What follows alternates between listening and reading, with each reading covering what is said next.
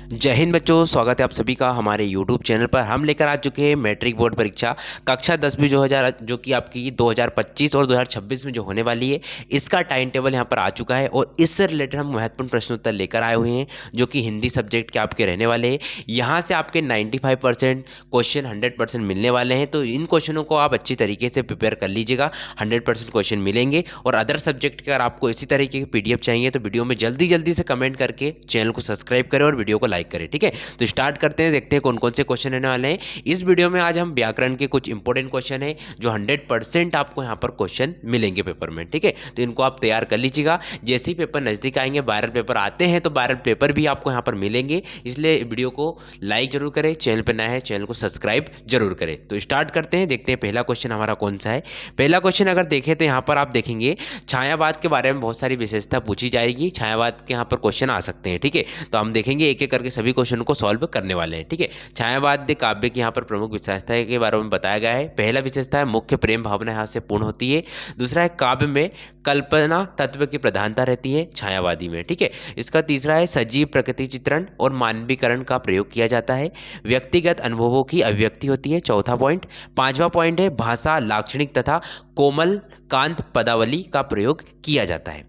छठवां है नारी व मानवता के लिए सम्मान का भाव्य होता है छायावादी में। और सातवां है मुक्तक तथा प्रधान दोनों शैलियों का प्रयोग होता है। ठीक है, इस तरीके से ये क्वेश्चन रहने वाला है। आपको लिखना भी चाहे तो आप पॉइंट बाय पॉइंट लिख सकते हैं पेपर में, या इस टाइप से लिखेंगे तो आपको फुल नंबर इसमें मिलने वाले हैं। ठीक है, अच्छे नंबर से आपको पास होना है। आपकी मैट्रिक बोर्ड एग्जाम है जो कि 10th की रहने वाली है, इसलिए सभी बोर्डों के लिए होने वाला है, MP बोर्ड हो, बिहार बोर्ड हो, UP बोर्ड हो, सभी में ये पेपर में क्वेश्चन मिलेंगे। ठीक है, सभी बोर्डों के लिए होने वाला है, तो आप अच्छी तरीके से प्रिपेयर कर लीजिएगा।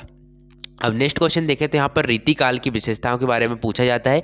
100% क्वेश्चन मिलेंगे जो आपके लिए इंपॉर्टेंट होने वाले हैं, इसलिए हम क्वेश्चन प्रोवाइड करा रहे हैं। ठीक है, अगर वीडियो में थोड़ी दिक्कत हो क्वालिटी में तो आप क्वालिटी बढ़ाकर देख लीजिए और अच्छी तरीके से इन्हें नोट कर लीजिए, क्योंकि 100% क्वेश्चन मिलने वाले हैं। अगला क्वेश्चन है रीतिकाल की प्रमुख विशेषताएं आपको बतानी है, तो लगभग आपको 5 विशेषताएं लिख लेनी है, पर हमने 9 विशेषता आपको यहाँ पर वीडियो में प्रोवाइड करी है ताकि आप अच्छी तरीके से याद कर सकें। 9 को याद कर लेना है, ताकि 5 अगर आप भूल भी जा रहे हैं बाकी की तो 5 तो लिख ही दीजिएगा। ठीक है, पहला अगर देखें तो रीतिकाल के काव्य में श्रृंगार रस की प्रधानता रहती है।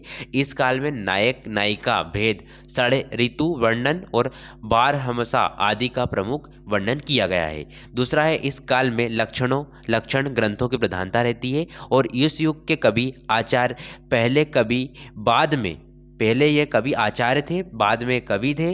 और तीसरा अगर देखें यहाँ पर तो इस काल में अलंकारों की विशेष प्रयोग मिलता है। चौथा इसमें है काव्य के नीति वचनों और सूक्तियों की अधिकता है यहाँ पर। पांचवा है प्रबंध एवं मुक्तक दोनों रूपों में काव्य रचना हुई है इस काल में। ठीक है, इसके बाद अगर हम देखते हैं यहाँ पर दोहा कवित तथा सवैया छंदों का अधिक प्रयोग किया गया है। याद रखना, रीतिकाल में दोहा और कवित छंदों का अधिक प्रयोग किया गया है।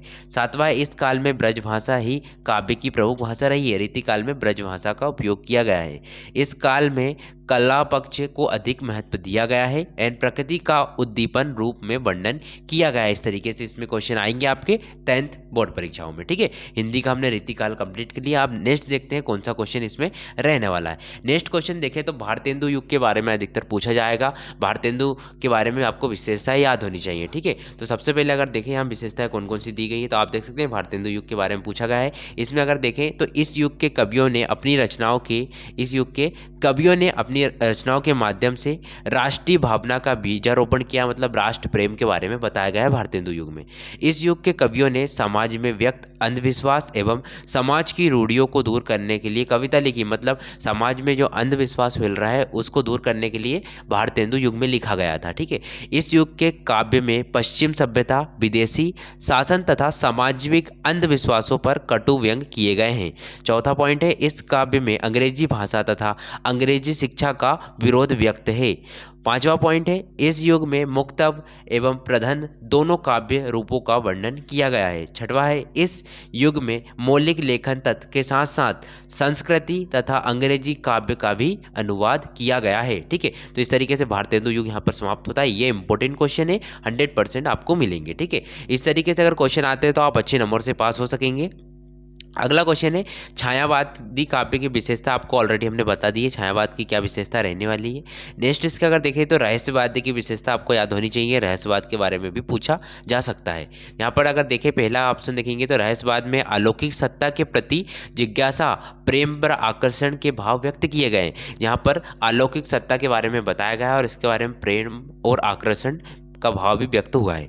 दूसरा पॉइंट अगर देखें तो आत्मा को परमात्मा की विरहणी के मानते हुए उसे विरह मिलने के भाव व्यक्त किए गए हैं। ठीक है, इसका तीसरा पॉइंट देखें, सृष्टि व सृष्टिकर्ता के प्रति जिज्ञासा के भाव व्यक्त किए गए हैं। एंड चौथा पॉइंट देखें तो प्रतीकों के माध्यम से भावों को अभिव्यक्त किया गया है। ये इंपॉर्टेंट क्वेश्चन हाथ समाप्त होता है। चाहे तो आप स्क्रीनशॉट लेते हुए चल सकते हैं। अगर आपको पीडीएफ चाहिए तो वीडियो में कमेंट कर दीजिएगा, हम आपको टेलीग्राम पर पीडीएफ प्रोवाइड करा देंगे इन सभी क्वेश्चनों का। अगर देखें तो महाकाव्य की अगली विशेषता क्वेश्चन है, अगला क्वेश्चन महाकाव्य की विशेषता बताइए। ठीक है, तो महाकाव्य की कथा इतिहास प्रसिद्ध होती है। जो महाकाव्य में कथा इतिहास प्रसिद्ध होती है, इसका नायक उदात्त चरित्र वाला होता है। महाकाव्य में जीवन की विशद व्याख्या होती है।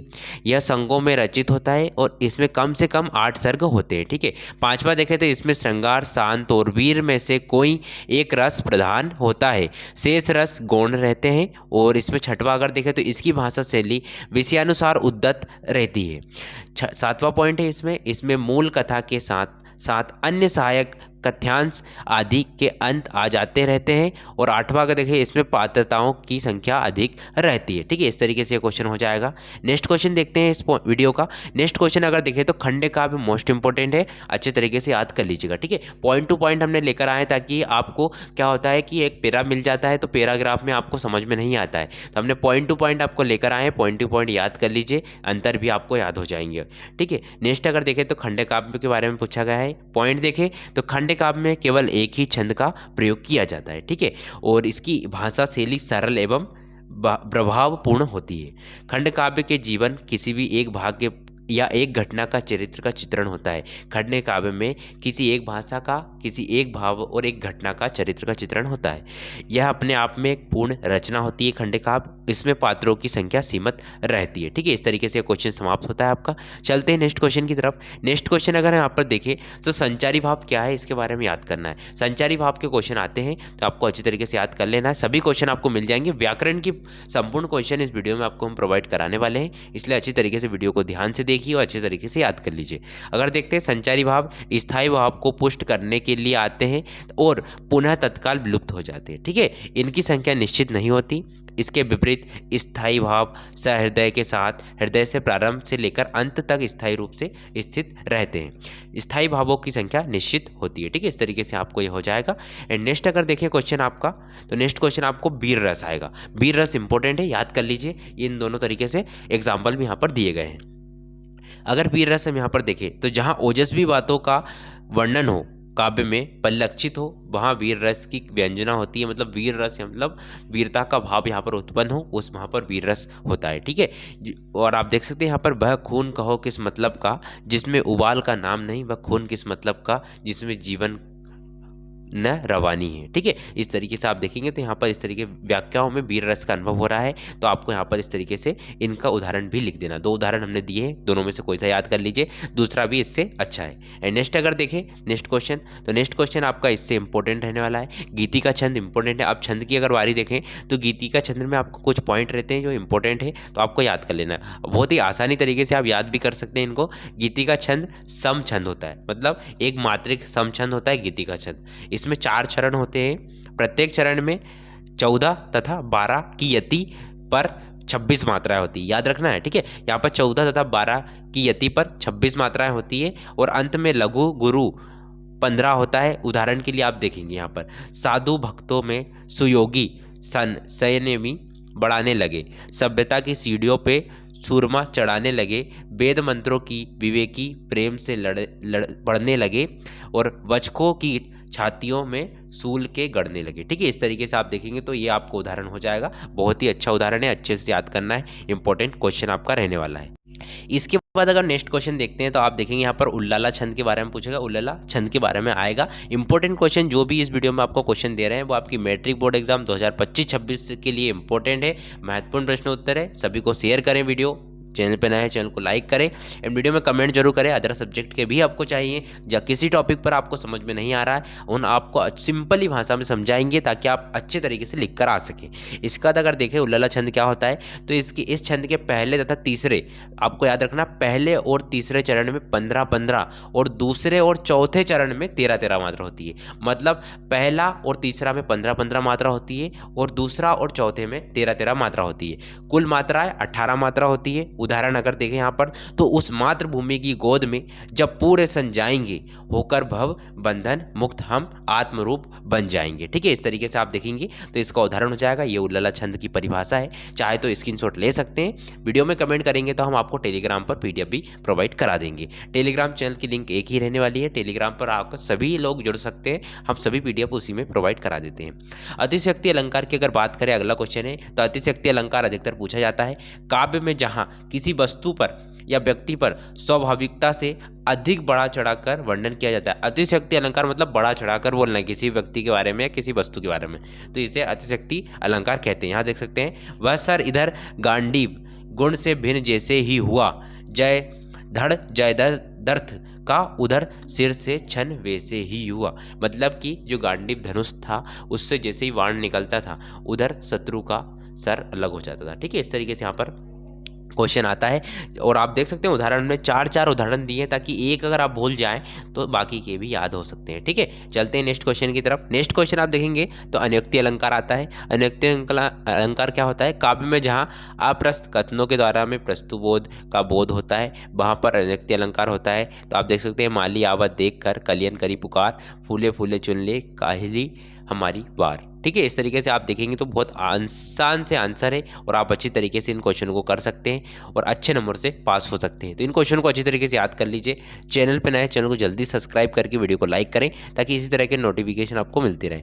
अगला है व्युत्पत्ति अलंकार है। तो व्युत्पत्ति अलंकार में क्या होता है?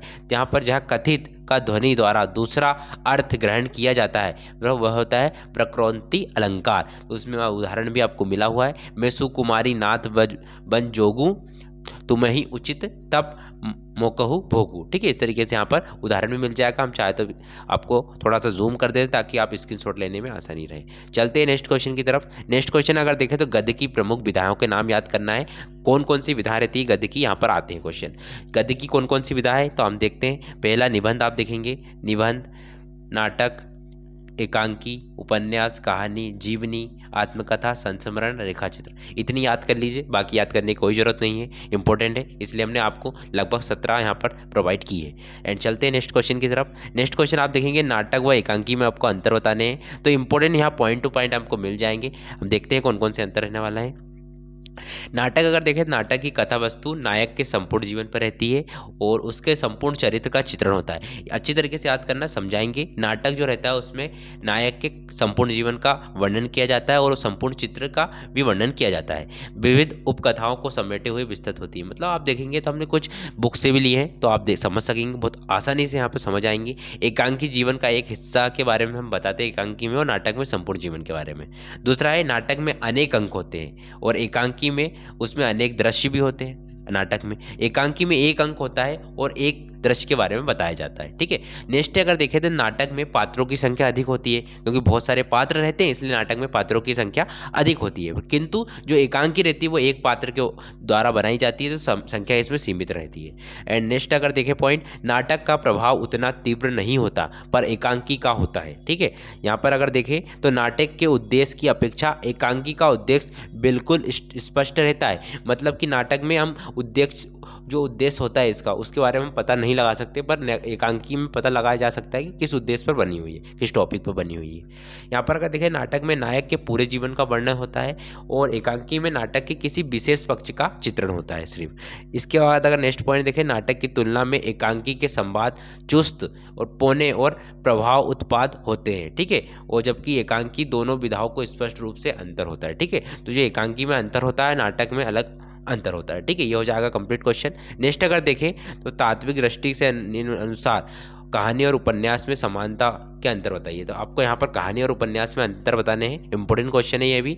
उपन्यास अगर देखते हैं, सबसे पहले क्वेश्चन देखते हैं।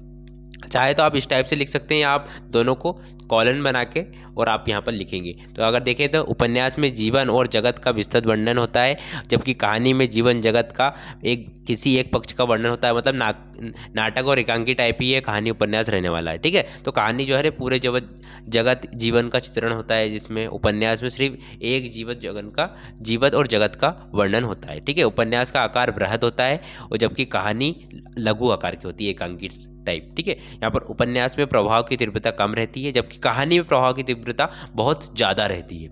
एंड उपन्यास एक उपवन है और कहानी उस उपवन के फूलों का एक गुलदस्ता। मतलब कि जो उपन्यास रहता है वो एक जंगल है और कहानी को अगर माने तो उस जंगल में उगा हुआ एक फूल का पौधा। ठीक है, इस तरीके से। एंड अगर देखें तो उपन्यास अनेक दृश्यों के हो सकते हैं, पर कहानी सिर्फ एक निश्चित दृश्य की होती है। ठीक है, तो जंगल बहुत अनेक प्रकार के हो सकते हैं, पर जो है ना, जो जबकि कहानी किस तरीके से रहती है, एक दृश्य की, वैसी फूल कुछ एक एक प्रकार के होते हैं, गुलाब का सभी गेंदे के। ठीक है, इस तरीके से। एंड नेक्स्ट चलते हैं, इसके बाद नेक्स्ट क्वेश्चन अगर देखें तो आपको जहाँ पर जो हम देखेंगे तो यहाँ पर आत्मकथा के बारे में बताना है, तो जीवनी एवं आत्मकथा के अंतर। ठीक है, तो ये क्वेश्चन है जीवनी तथा आत्मकथा में अंतर।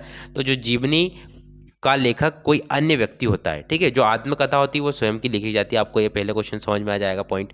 दूसरा है जीवनी लेखन में कल्पना का आश्रय लेना है आवश्यक है। जो जीवनी लिखती है उसमें कल्पना किया जाता है कि ऐसा नहीं हुआ है। ठीक है, पर आत्मकथा में जो हो वास्तविक में होता है वही चीज़ें यहाँ पर आपको बतानी रहती है। ठीक है, नेक्स्ट पॉइंट।